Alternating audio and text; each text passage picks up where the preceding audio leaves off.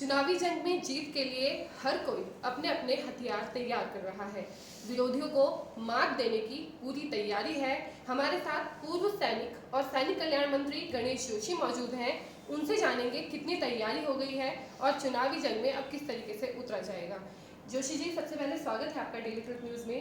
सबसे पहले सवाल जो है वो सैनिकों से ही जुड़ा हुआ सर, कि आम आदमी पार्टी के साथ अब कर्नल कोठियार है।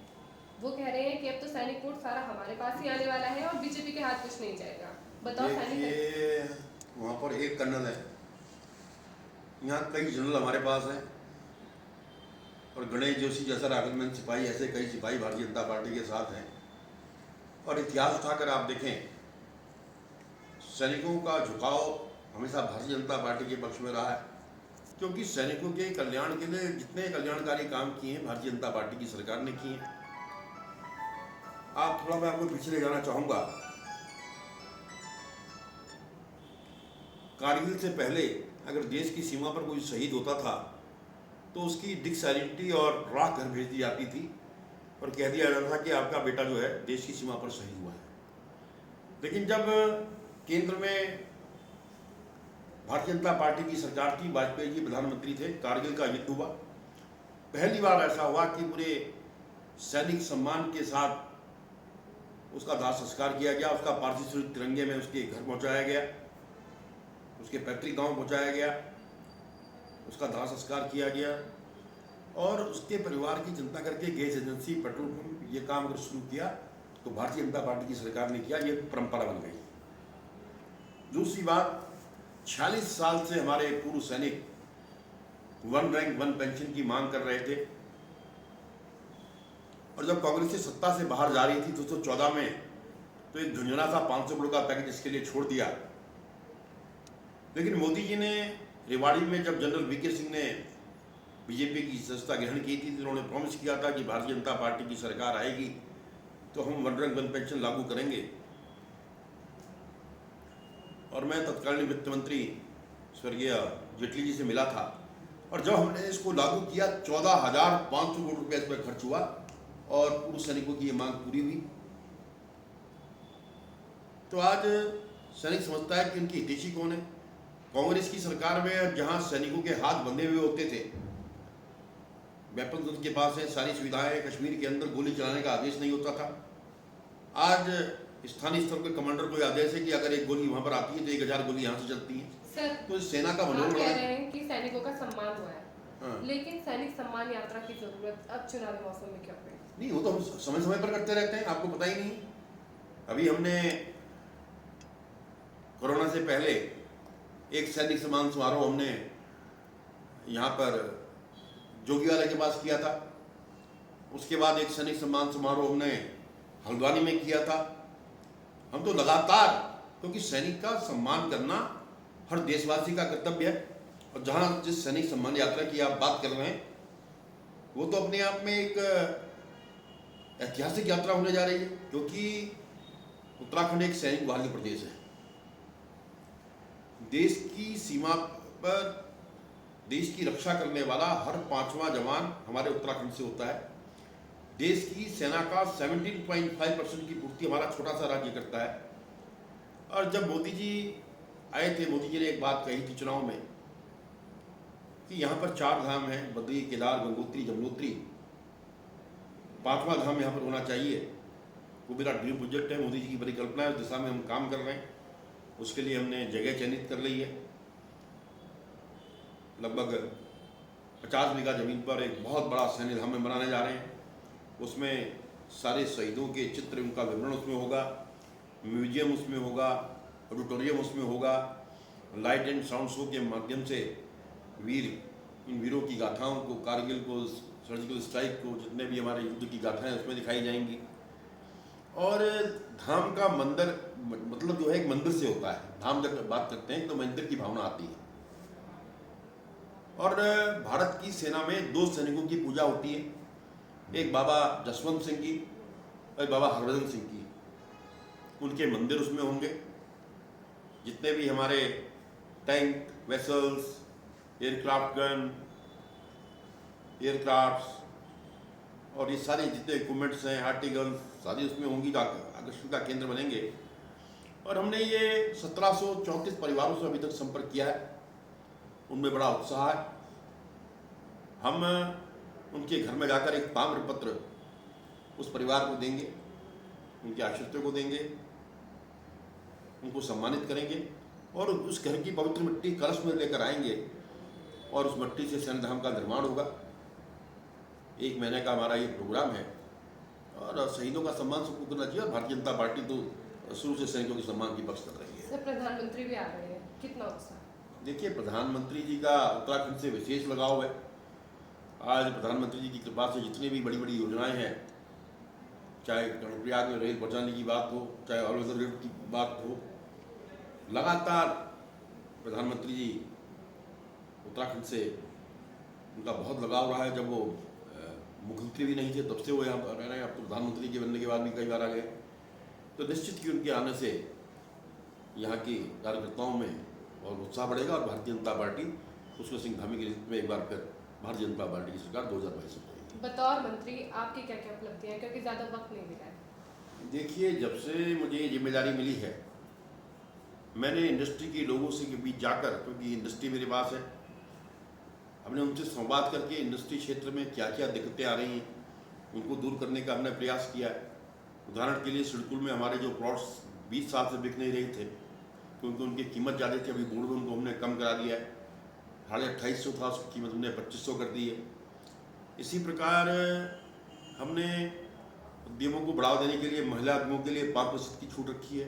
पूर्व सैनिकों के लिए भी हमने 5% की छूट कर दी है। हम जो सिंगल विंडो सिस्टम है उसको दुरुस्त हमने किया है। हमने ये सुनिश्चित किया है कि 70% लोगों को जो रोजगार मिलना चाहिए, हमने इस चीज़ को सुनिश्चित किया है। हम देहरादून में फार्मासिटी 2 बनाने जा रहे हैं। हरिद्वार में मेडिकल डिवाइस पार्क हम बनाने जा रहे हैं। काशीपुर में अरोमा पार्क हम बनाने जा रहे हैं। सितारगंज में इलेक्ट्रॉनिक पार्क हम बनाने जा रहे हैं। और लगातार इन महीनों के अंदर, जिसे 2020 हम कहते हैं, हम 2020 खेल रहे हैं और दिशा में हम काम कर रहे हैं। सर, आप उपलब्धियां गिना रहे हैं, विरोधी कहते हैं बातें ज़्यादा करते हैं, काम कम करते हैं जब से मंत्री बने हैं। नहीं, देखिए, हम तो आंकड़े बोलते हैं। एमएसएमई में आप देख लीजिएगा, एमएसएमई के क्षेत्र में हमने पिछली तुलना में करीब हमने 40% की वृद्धि की है। इन्वेस्टर समिट आने के बाद क्योंकि कोरोना आ गया था, उसके माध्यम से हमने 234 इकाइयाँ यहाँ पर लगाई हैं। 10,000 करोड़ का इन्वेस्टमेंट आया है और 36,000 लोगों को रोजगार देने का काम हमने किया। जितने और एमओयू हमारे धरातल पर आएंगे, लगभग 73,000 लोगों को रोजगार मिलेगा। इस दिशा में हमारी सरकार काम कर रही है। मुख्यमंत्री स्वरोजगार योजना नैनो के माध्यम से 20,000 लोगों को रोजगार देने का हमने लक्ष्य रखा है, जिसमें हम 50,000 लोन देंगे छोटे छोटे काम करने के लिए और 20,000 की सब्सिडी सरकार देगी। ये काम हम करने जा रहे हैं। इस कैबिनेट में आना था, लेकिन किसी कारण कैबिनेट में नहीं आया। नेक्स्ट कैबिनेट में हम बुधवार को हम लेके आ रहे हैं उसको। देखिए, विरोधी अपना काम कर रहे हैं, हम अपना काम कर रहे हैं। विरोधी का काम है आक्षेप लगाना और कमियां गिनाना, क्योंकि हम सरकार के अंदर है, जनता के प्रति हम जवाब दें और लगातार हमारी सरकार पूरी ईमानदारी से इस काम को कर रही है। विरोधी आरोप लगा रहे हैं, मसूरी में आप भी अपने विरोधियों को डकैत कहते हैं। सर, ये कैसे राजनीति है? विरोधियों को डकैत कहते हैं? जो डकैत है वो उसको बुरा मानेगा ना। जो डकैत नहीं है वो क्यों करेगा? अगर मान लिया कोई डकैत है, उसको डकैत कहा जाए तो हो गया। अगर आप ईमानदार हैं, आप पाक साफ हैं, आपको बुरा लग रहा है। मैंने तो ये कहा था, मुझे ध्यान है बयान, मैंने कुछ 2 डकैती डालने यहाँ पर आ रहे हैं। जो लोग कहीं दिखाई नहीं देते और चुनाव के 5-6 में दिखाई देते हैं, तो मैंने ये बात कही थी। अब किसी को बुरी लगी हुई दोस्तों अपने सृष्टि से ले लिया। आदमी का मन का चोर बोलता है ना।